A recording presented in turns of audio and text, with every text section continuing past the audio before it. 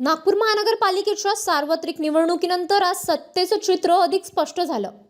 नव्याने निर्वाचित झालेल्या सर्व नगरसेवकांची पहिली विशेष सभा रेशीमबाग येथील कविवर्य सुरेश भट सभागृहात मोठ्या उत्साहात पार पडली। या सभेत महापौर व उपमहापौर पदासाठी मतदान घेण्यात आलं। मतदानानंतर जाहीर झालेल्या निकालात भाजपच्या नीता ठाकरे यांनी महापौर पदावर विजय मिळवला, तर लीला हातीबेड उपमहापौरपदी निवडून आल्या। सभागृहात आज राजकीय शक्ती प्रदर्शनाचं चित्र पाहायला मिळालं।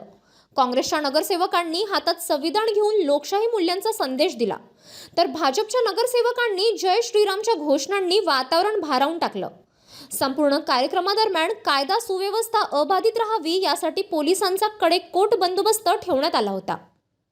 महापौर उपमहापौर निवडीनंतर आता नागपूर महापालिकेचा कारभार कोणत्या दिशेने जाणार याकडे नागपूरकरांचे लक्ष लागले असून शहराच्या विकासासाठी राजकीय हालचाली अधिकच वेगाने सुरू झाल्या आहेत। हे शहर ऐतिहासिक शहर आहे। संघभूमी, दीक्षाभूमी या सर्व अर्थाने आणि प्रायोरिटीज जे आपण म्हटलं, नागरिकांसाठी सुविधांयुक्त शहर व्हावं या अर्थाने काम करायचं आहे। मूलभूत गरजा पूर्ण व्हाव्या, पर्यावरणाचं रक्षण व्हावं, महिलांच्यासाठी खरं म्हणजे सर्वांच्या स्वास्थ्यासाठी काम करायचं आहे।